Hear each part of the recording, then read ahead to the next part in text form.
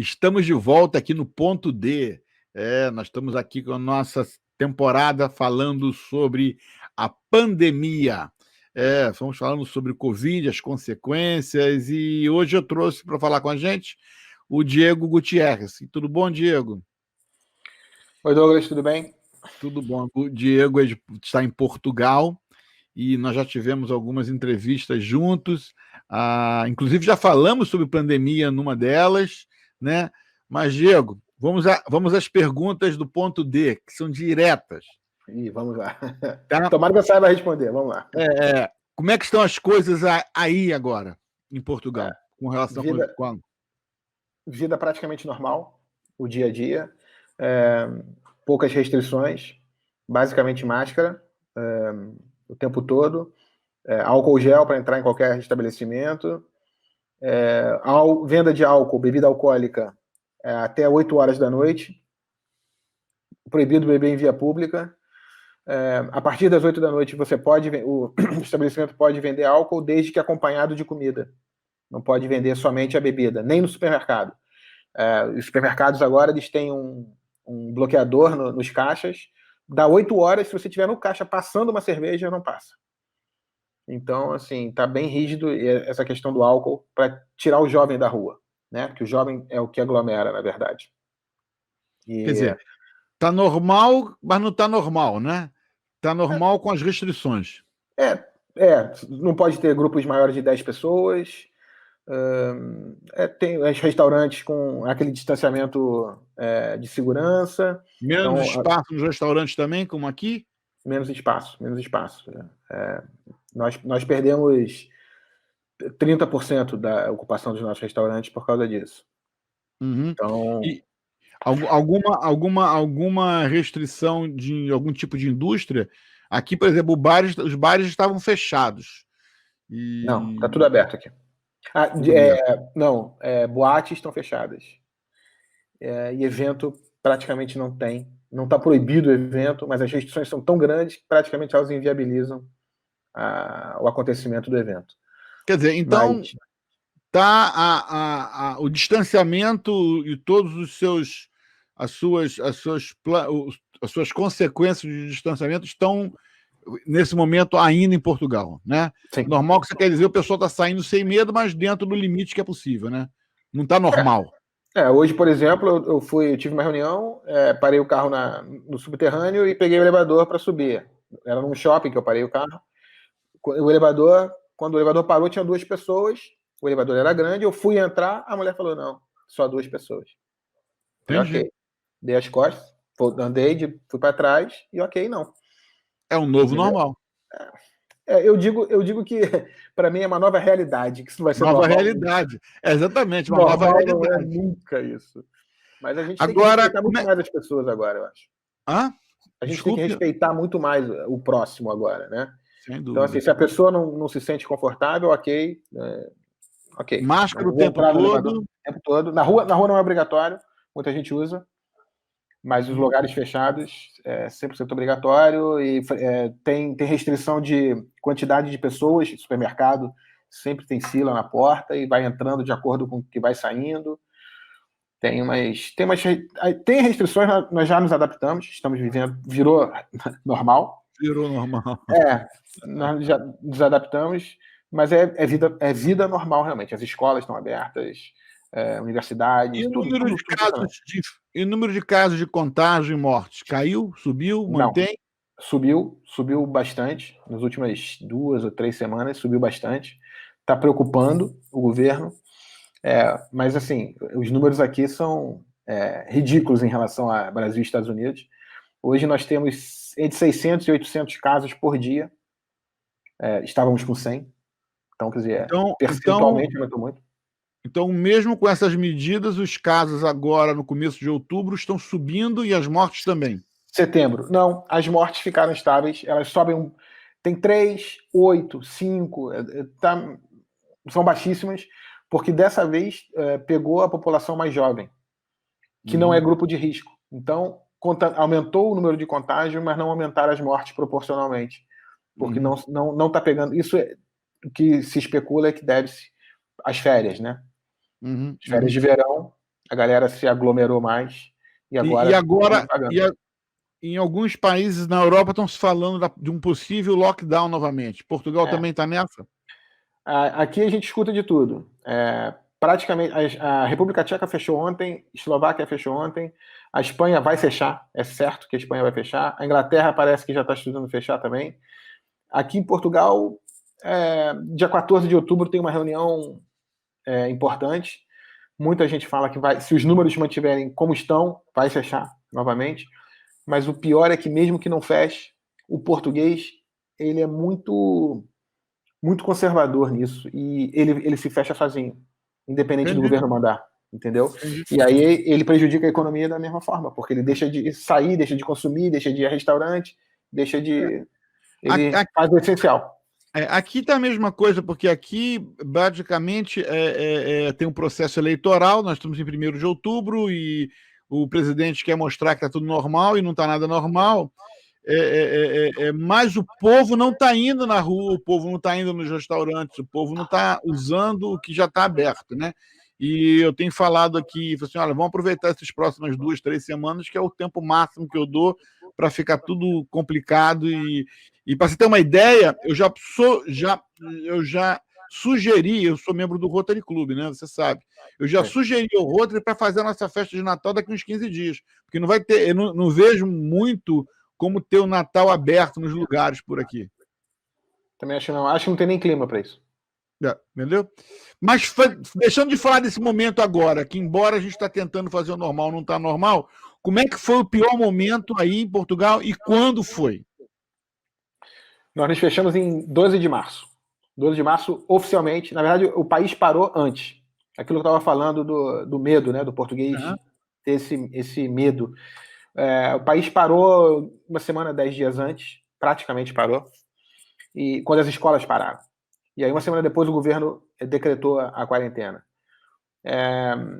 Foi muito estranho. O pior momento, eu acho que foi abril, que é quando realmente parou 100%. Você não via... uma das coisas permitidas era exercício físico. Eu saía para correr. Eu ia e voltava 1 hora da minha casa, ia para a praia, corria, voltava, levava 1 hora sem passar por ninguém. Então parecia aquela coisa, a sensação do mundo acabou. Filme. Só sobrou eu. Era muito estranho. Eu corria pela rua, pela avenida, uma avenida super movimentada na beira da praia litorânea. Eu corria na pista, que era o asfalto é mais perfeito, né? Não tem Então, pedras assim, portuguesas. Não, a pedra fica na calçada. Mas aqui não tem buraco na pedra portuguesa. Então, assim, foi uma sensação muito estranha, aquele silêncio, e as pessoas todas trancadas em casa. Eu olhava pela janela, as pessoas se exercitando nas varandas, e, sabe, sem poder ver as pessoas, sem encontrar os amigos, sem poder trabalhar. Eu trabalho em casa, então, para mim, os projetos de arquitetura eu fazia em casa, né? Basicamente, eu desenvolvo os projetos com uma equipe no Brasil. Então, isso eu mantive. Então, eu mantive uma rotina. Eu acordava às 7 horas da manhã todo dia. Eu mantive minha rotina para não enlouquecer. Eu acho que foi a melhor coisa que eu fiz.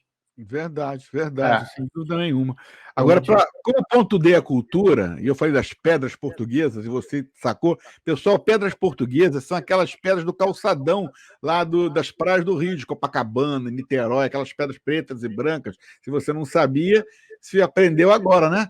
E a gente falou de um tem buraco, porque lá no Rio ela acaba não sendo bem instaladas, né? E não tem manutenção e cria os buracos. Ponto D a cultura. Deixa eu te contar, então, uma curiosidade rápida. Eu estava com um cliente aqui, nós íamos fazer um restaurante, e ele queria, e o piso era de pedra portuguesa, dentro do restaurante. E aí eu estava com o empreiteiro conversando, não sei o quê, e eu falei, não, e aí, para nós instalamos as pedras portuguesas, aí o empreiteiro, o que são pedras portuguesas? Eu falei, pedra da calçada, pedra não sei o quê. Aí, pedra. Aqui não é pedra portuguesa, aqui é pedra. Eu falei, óbvio, desculpa. É óbvio, português. Até em Portugal é pedra. Pedras. Pedras de calçada. Eu falei, pedras de calçada. Agora, me fala aí, Diego, como é que ficou a família? A família daqui? A sua família. Como é que vocês ficaram em casa? Criaram alguns hábitos novos? Teve estresse? Me conta como é que foi esse no período mais difícil. Como é que vocês fizeram? Os meus filhos, eu tenho uma filha de 21 e um filho de 13. Eles ficaram bastante abalados com o negócio. Assim, eu mantinha uma pequena rotina de sair, como eu falei, para correr ou para mesmo trabalhar, que não parou 100% o meu trabalho. E a Bia, minha mulher, também ela ia para o restaurante fazer testes e coisas com a cozinheira, mesmo com o restaurante fechado. Então, uma vez por semana, pelo menos, ela saía, e eu saía umas 2, 3 vezes por semana de casa. Cada vez que nós chegávamos em casa, os dois tinham uma paranoia enorme, porque nós tínhamos ido para a rua. Então, assim, isso é um estresse. O dia a dia, eu passava o dia trabalhando. Hábitos. Criaram novos hábitos. Eu mantive meus hábitos, eu trabalhava, eu ficava no computador. Novos hobbies, acabou com algum hobby? Eu me matriculei em 3 cursos online, não fiz nenhum. Eu desencaixotei um montão de coisas antigas que eu fazia e comecei a fazer algumas novas. Duas delas ficaram, como você falou no teu curso, como no meio do caminho, por exemplo. Eu tenho uma coleção de canetas de tinteiro, até uma aqui, ó. Eu coleciono canetas tinteiro, e aí eu comprei, estava tudo encaixotado aqui há 6 anos, e aí eu trouxe tudo para fora da caixa, para começar a limpar. Parei na segunda. Não é. O meu filho é videogame, né? 13 anos, videogame o tempo todo. Na realidade, eu tenho estado mais ocupado até do que antes. A volta de fazer esses hobbies, não sei se você também tem esse sentimento, mas a volta desses hobbies ou hobbies novos é até para a gente, para mim, no meu caso, esparecer um pouquinho, né? É o fato de dirigir até o escritório que eu não dirijo mais, é o fato de fazer coisas que nos saíam um pouco de frente do office, do home office, né? Agora, a última pergunta. Essa última pergunta é a capulosa. Como é que fala capulosa? Capulosa. O meu problema está sendo esse. Eu estou esquecendo português e ainda não falo inglês. Vou ficar mudo breve. Em breve estarei mudo. Olha só. Se você soubesse que nós íamos passar por tudo isso, estaríamos passando por esses estágios que nós estamos passando hoje, que providências você teria tomado, número 1? E segunda, o que você teria feito antes de que isso tudo começasse? É uma pergunta de 2. Talvez o que eu teria feito, eu teria ido ao Brasil ver minha família, porque eu não vou ver a minha família esse ano, né? Esse ano nós não vamos ao Brasil no Natal, então é um ano sem ver a família. Talvez eu tivesse ido ao Brasil para vê-los. Isso é o que eu faria. Qual era a outra pergunta? Desculpa. O que você faria, né? E o que você tomaria providências? O que você faria para se preparar para isso? Na verdade, eu não sei como é que está a realidade de vocês aí e no Brasil, mas aqui, mesmo durante a pandemia, o pior momento, as coisas básicas funcionaram. Então, nós não precisamos em momento nenhum estocar nada. Até estocamos na primeira semana, aquele desespero, atum em lata, macarrão, aquelas coisas. Mas não houve, nada parou, assim, o essencial não parou, tudo funcionou. Foi muito organizado. Então, eu não sei se eu soubesse antes, talvez eu tivesse estocado comida achando que ia ser um desespero, que graças a Deus não foi. Poderia ter sido, né? Que graças a Deus não foi, não houve desabastecimento em momento nenhum, mas se eu tivesse sabido com antecedência, eu seguramente ia acreditar que ia haver desabastecimento, que ia faltar tudo, e aí teria montado um supermercado na minha casa. Erradamente, né? Aqui faltou muita coisa para as pessoas conviver esses momentos em casa. Ou seja, material de ginástica desapareceu da internet, você não conseguia comprar mais. Se você quisesse pequenos stands, algumas coisas, você não tinha mais. Materiais de informática, tipo câmeras, microfones. Ontem eu fiquei sabendo que faltou cadeiras de escritório. Imagina. As pessoas começaram a montar o home office. Então, quer dizer, várias coisas pararam de ser fornecidas, ofenderam demais, e por conta disso. E aí o cara quer jogar videogame. Meu filho reclama muito que ele deveria ter comprado um videogame. E depois que esse videogame que entrou, os videogames nunca conseguem estar no mercado. Entendeu? Ainda hoje, quando entra no mercado, ele sai rápido. Então, talvez você, como chefe de família, como eu, a gente teria estocado, né? Estocado a caverna.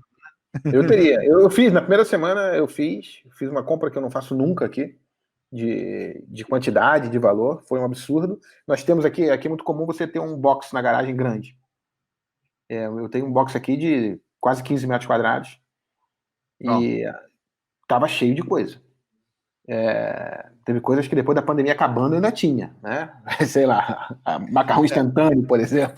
Mas assim, depois foi uma vez as compras. Depois nós entendemos que não havia necessidade. Toda semana íamos ao supermercado, fazíamos as compras, normal, vida normal. Só que com um clima muito estranho, né? Filas enormes, mas passamos. E infelizmente, achamos que vamos ter um momento desse novamente até o final do ano, infelizmente.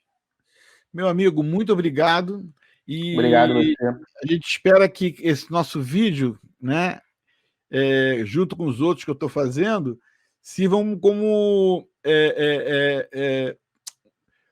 que sirvam para registrar essa história para daqui a 100 anos, quando isso acontecer de novo, o cara lá no YouTube daqui a 100 anos já fala assim, pô, olha só o que aconteceu em Portugal, olha só o que aconteceu no Brasil, olha só, né?